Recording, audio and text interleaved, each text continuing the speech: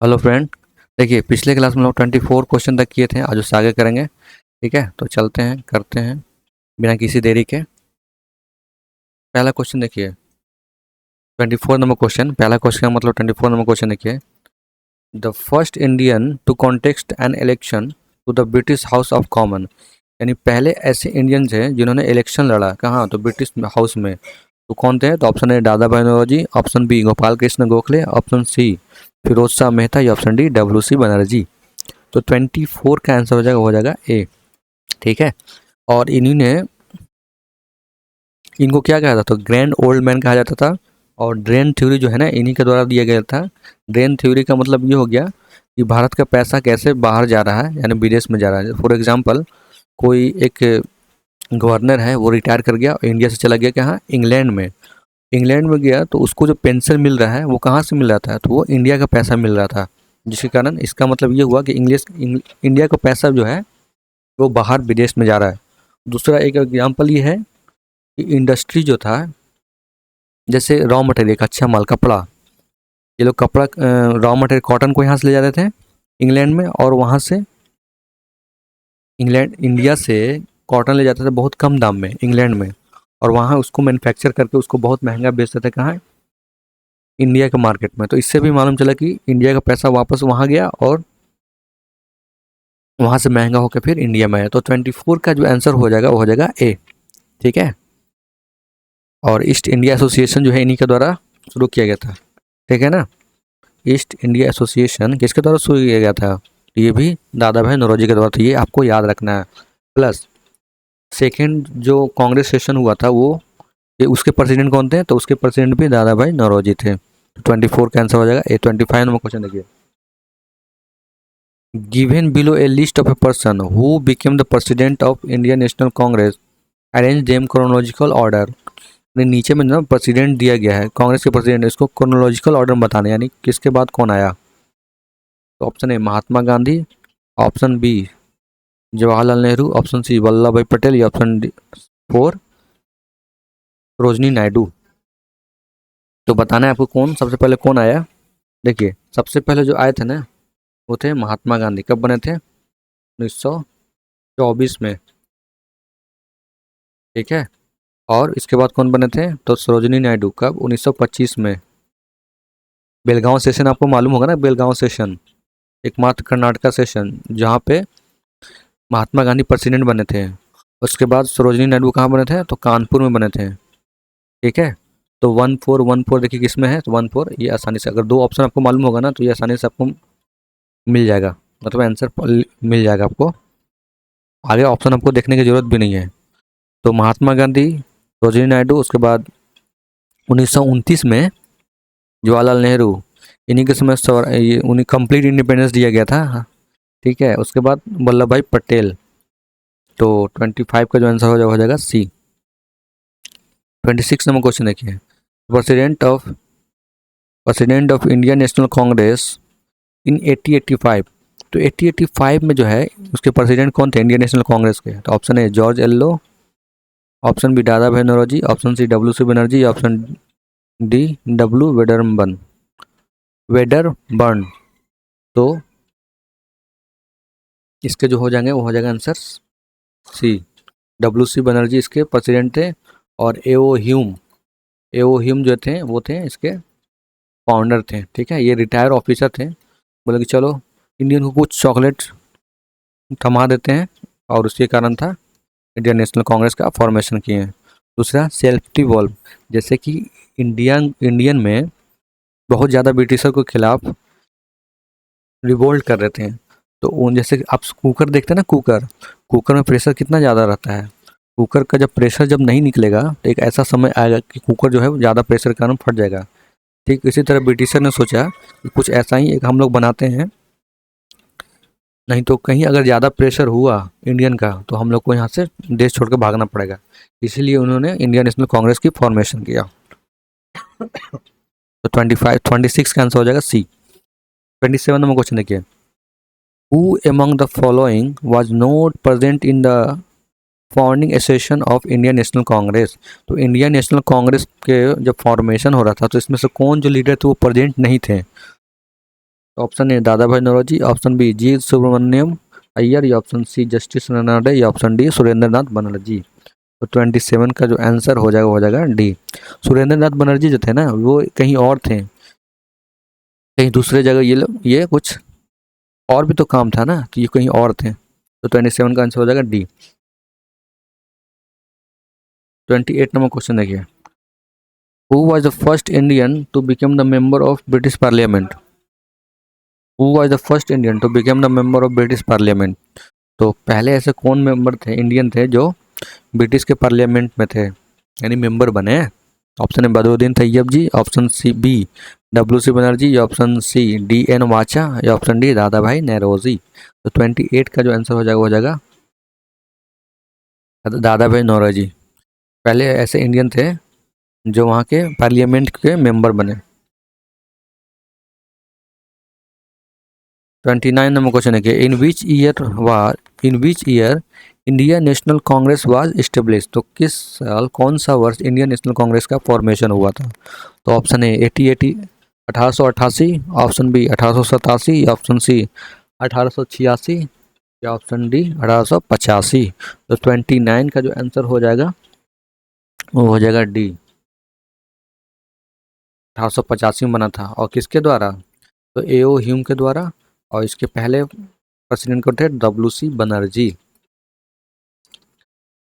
29 का आंसर हो जाएगा डी।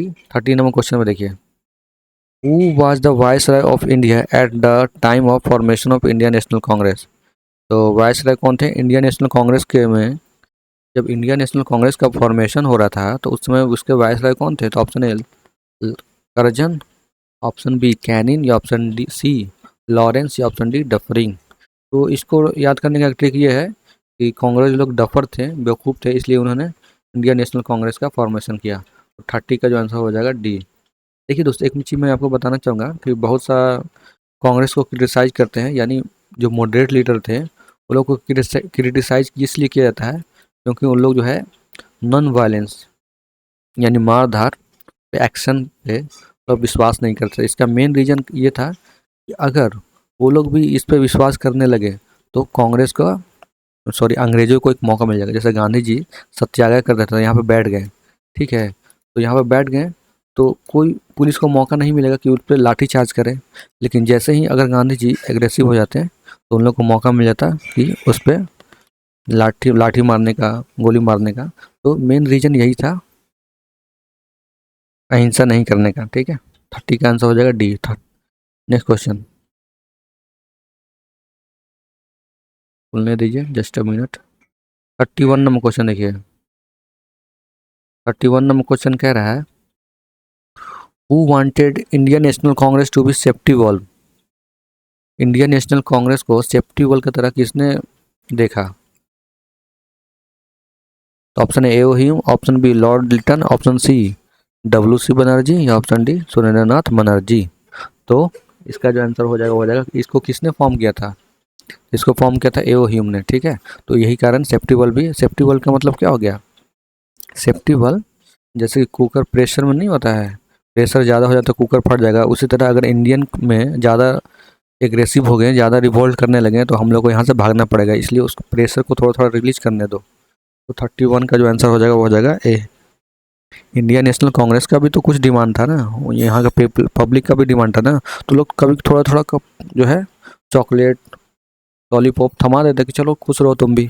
तो 31 का जो आंसर हो जाएगा वो हो जाएगा ए।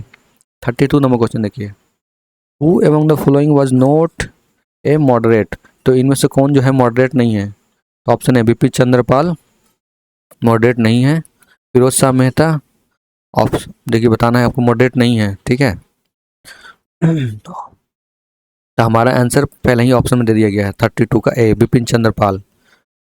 फिरोज शाह मेहता, सुरेंद्र नाथ बनर्जी और गोपाल कृष्ण गोखले, ये लोग क्या थे, ये लोग मॉडरेट थे। और मॉडरेट कौन नहीं है, तो आप याद रखिएगा लाल बाल पाल, यानी लाला लाजपत राय, बिपिन चंद्रपाल और बाल गंगाधर तिलक। ठीक है, लाला लाजपत राय, बाल गंगाधर तिलक और बिपिन चंद्रपाल। इसमें से एक और लीडर है अरविंदो घोष, ये भी जो है ना प्रेयर पिटीशन पे विश्वास नहीं करता था कि अंग्रेजों को चिट्ठी लिखो कि हमको कुछ ये कुछ चाहिए, ये लोग डायरेक्ट जाते थे, किसी को बम से उड़ा दिए, किसी को गोली मार दिए। ठीक है, तो 32 का आंसर हो जाएगा ए। हालांकि जो ये लोग जो थे ना, लाल बलपाल, ये लोग लास्ट में पछताते हैं। और क्यों पछताते हैं? क्योंकि मैसेज गलत जाता है। जब आप किसी को गोली दिखाइएगा, बम से उड़ाइएगा, तो उसको भी तो मौका मिल जाता है ना कि वो भी आप पे अटैक करे उसी तरह। तो यही मेन कारण था। और गांधी जी का सत्याग्रह का मेन मंत्र दो ही था, एक पैसिव रेजिस्टेंस, एक ट्रूथ एंड नॉन वायलेंस, यानी सच्चाई और कोई हिंसा नहीं, कोई मारदार नहीं। ठीक है, तो 32 का आंसर हो जाएगा ए। 33 नंबर क्वेश्चन देखिए, who was the founded the Indian national association. तो इंडियन नेशनल कांग्रेस अलग था, इंडियन एसोसिएशन अलग था। तो हु नहीं, वेन है, वेन कब? तो option A 1826, option B 1884, option C 1887 या ऑप्शन डी 1819। 1890 1890, तो इसका कब हो जाएगा? तो 1876 में। और ये किसके द्वारा फाउंड किया गया था? तो ये फाउंड किया गया था सुरेंद्र नाथ बनर्जी। सुरेंद्र नाथ बनर्जी कौन थे? तो ये बहुत बड़े लीडर थे, मॉडरेट लीडर थे। और इन्होंने यूपीएससी का क्वालिफाई किया था ना, तो उसके बाद अंग्रेजों ने इसको डिसक्वालीफाई कर दिया था, जिसके कारण ये छोड़ के रिजाइन मार के फिर वापस आ गए थे और अपना एसोसिएशन बनाए थे कलकत्ता में।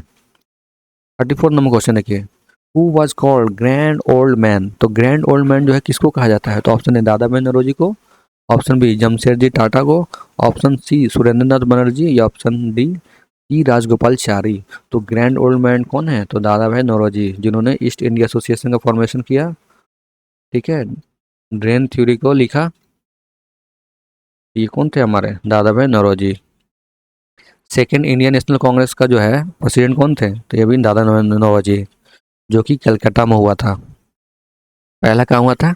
तो बॉम्बे, मुंबई का नाम था बॉम्बे। 35 नंबर क्वेश्चन देखते हैं, असर्शन है और रीजन है, आपको बताना है कौन सही है। Basic weakness of the early nationalist movement led in its narrow social base. तो पहले शुरू के जो लीडर थे उनका कमजोरी क्या था? कि वो लोग सोशल बेस नैरो था, यानी सोशल बेस कमजोर था। उसका रीजन दे रहा है, it fought for the narrow interest. वो लोग छोटे व्यक्ति का इंटरेस्ट के लिए लड़ रहे थे, of this of the social group which join it. यानी सेशन कह रहा है ना कि सबसे कमजोरी क्या था? कि छोटे लोग था, और जो लीडर थे इन्हीं के लिए लड़ रहे थे। तो क्या ये दोनों स्टेटमेंट सही है गलत है, आपको बताना है। तो इसका आंसर बताइए आप लोग। तो बिल्कुल सही है। ये लोग वीकनेस यही था कि वो लोग बहुत छोटे चीज़ के लिए लड़ रहे थे।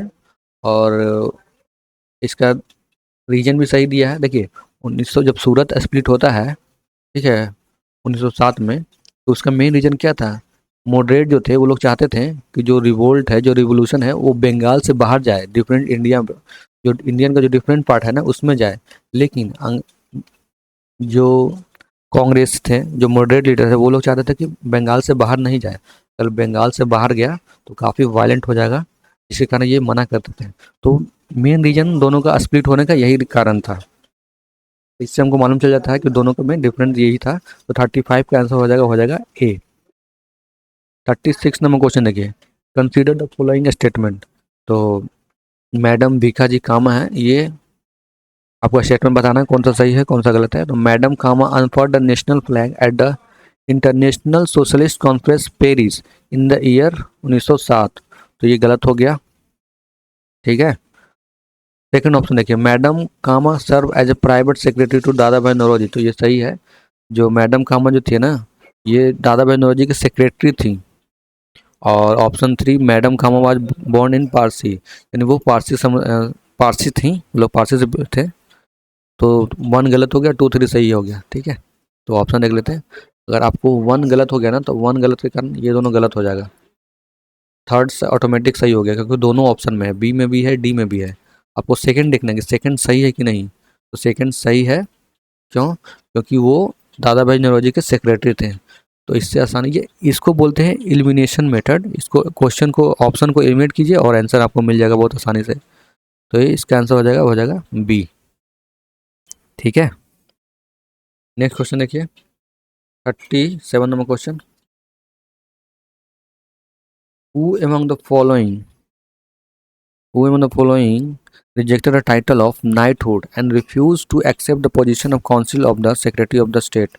तो नाइटहुड जो है किसके द्वारा रिफ्यूज किया गया, रिजेक्ट किया गया, ठीक है, and refuse to position of council of secretary of state, यानी इनको सेक्रेटरी बनाया गया था, उसको भी रिफ्यूज किया था। तो कौन थे? तो option A Motilal Nehru, option B MG Ranade, option C Gopal Krishna Gokhale या ऑप्शन डी बाल गंगाधर तिलक।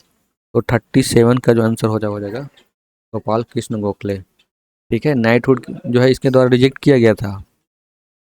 38 नंबर क्वेश्चन देखिए, first president of Indian National Congress. तो फर्स्ट प्रेसिडेंट कौन था इंडियन नेशनल कांग्रेस का? तो ऑप्शन है दादा भाई नौरोजी, ऑप्शन बी एवो Hume, option C Umesh Chandra Banerjee, option D Surendra Nath Banerjee. तो इसका जो आंसर हो जाएगा सी, ठीक है। उमेश चंद्र बनर्जी थे, वो थे प्रेसिडेंट, पहले प्रेसिडेंट थे, और एओ ह्यूम जो थे वो थे फाउंडर, और दादा भाई नौरोजी सेकेंड प्रेसिडेंट थे। 39 नंबर क्वेश्चन देखिए, who king are made for public is not made for the king, who among the following made a statement during the Indian national movement। तो ये एक स्टेटमेंट है, किंग जो है पब्लिक के लिए बना है, ना कि पब्लिक किंग के लिए बना है। ये स्टेटमेंट किसके द्वारा दिया गया था? तो ऑप्शन है Surendra Nath Banerjee, option B R C Dutt, option C Dadabhai Naoroji, option D Gokhale. तो 39 का जो आंसर हो जाएगा वो हो जाएगा दादा भाई नौरोजी, ठीक है। ये थे second president of Indian National Congress के। 40 नंबर क्वेश्चन देखिए, the theme of Bankim Chandra Chatterjee famous novel Anant Math. तो अनंत मठ के जो राइटर थे, कवि थे, वो कौन थे, किनके द्वारा लिखा गया था अनंत मठ? ये तो बंकिम चंद्र चटर्जी के द्वारा लिखा गया था। और इसका मेन थीम क्या था? तो option A Chunar revolt, option B Rangpur and Dinajpur revolt, option C Vishnupur and Birbhum revolt, या ऑप्शन डी सन्यासी रिवॉल्ट। तो 40 का जो आंसर हो जाएगा डी, सन्यासी रिवॉल्ट के कारण ये फेमस हुआ था अनंत मठ, ठीक है। आप सोच सकते थे कि उस समय कितना भयानक स्थिति था कि सन्यासी को भी रिवोल्ट करना पड़ा, समझ रहे ना, साधु संत सन्यासी और कौन सा होगा, साधु संत ही रिवोल्ट किए थे।